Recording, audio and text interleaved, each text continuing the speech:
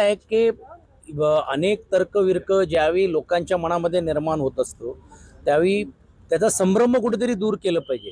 या अगोदर पण देखील ज्यावेळी सर्वपक्षीय शिष्टमंडळ गेलं त्यांनी सांगितलं तुम्ही आम्हाला डेमो दाखवा, ते दाखवण्याचं काम केलं। मग त्यांनी बोललं मग वॅप्ट हे का आणलं?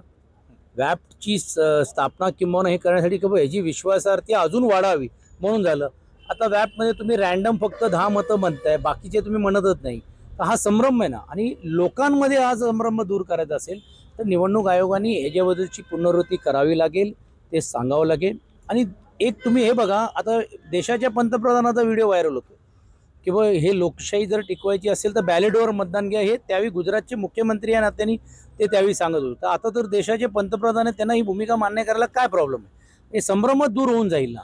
अनेक ग्रामपंचायत किंवा जिल्हा परिषद किंवा नगरपालिकेच्या आता गावागावामध्ये तिढा निर्माण झालेला आहे। ते म्हणतात आम्ही तुम्हाला मतदान दिलं, उमेदवार म्हणतात तुम्ही मतदान मिळालं नाही, त्यामुळे आम्ही म्हणून त्यांनी परत एकदा बॅलेटद्वारे निवडणूक घेऊन दाखवण्याचा प्रयत्न करतात की बघा काय होते म्हणून तुम्हाला मतदान। ही जी कधी न घडलेली जी गोष्ट जी आपल्याला पाहायला मिळते की 1952 साली निवडणुकीच्या नंतर निवडणुकीवरती अविश्वास हे जे झालेलं आहे त्याचा कुठेतरी निरासन आयोगाला करावं लागेल, नाही तर न्यायालयीन मार्ग आहे। नाही, पण त्यावरतीच आज निवडणूक आयोग म्हटलं की ईव्हीएम मशीन हॅक होऊ शकत नाही, त्याच्यात फेरफार होऊ शकत नाही। हेच म्हणतोय मी, कुठच्याही यंत्रणा हॅक होऊ शकत नाही असं छाती टोकून त्याचा जर मालक म्हणत असेल म्हणजे निवडणूक आयोग, त्याला प्रत्युत्तर म्हणून घेऊन ते कसे होतात हे डेमो दाखवण्याचं काम पण काही लोक करायला तयार आहेत ना। आणि तुम्ही बघा जे व्हिडिओ व्हायरल्स होत आहेत त्यांनी बोलून करून घ्यावं। म्हणजे देशामध्ये जर तुम्ही बघितलं असेल की कुठचीही इलेक्ट्रॉनिक गोष्ट, आता काल मी महिंद्रामध्ये माझी युनियन आहे, माणसाला न सांगता गाडी तुम्ही रिमोटवरती पार्क करू शकता। आता तिथं मशीनच आहे, मग आपण बोला होऊ शकते का?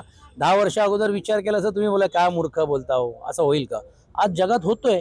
तर हा संभ्रम तांत्रिक आणि टेक्निकल हा जो लोकांच्या मनामध्ये निर्माण झालेला आहे, म्हणजे तो आमचा पराभव झाला म्हणून आम्ही म्हणत नाही, या अगोदर देखील अनेक राज्यांमध्ये ही मागणी आली होती।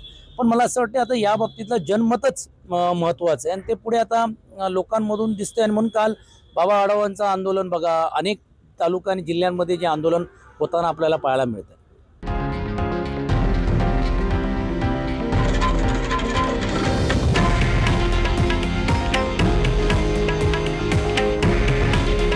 हे आहे देशातील नंबर 1 न्यूज नेटवर्क आणि आपण पाहत आहात TV9 मराठी।